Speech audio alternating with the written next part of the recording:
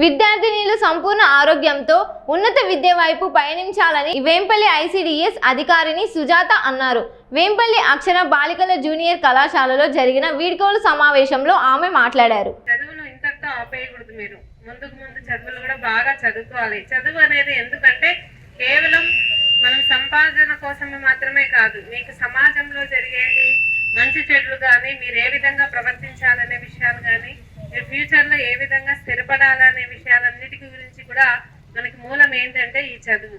ఈ చదువుని ఇప్పటితో ఆపేసేసి మీరు ఇంట్లో వాళ్ళు పెళ్లిళ్ళు చేస్తామంటే కూడా మీరు ఒప్పుకోకండి ఎవరే కానీ. దయచేసి మీ చదువును కొనసాగించండి.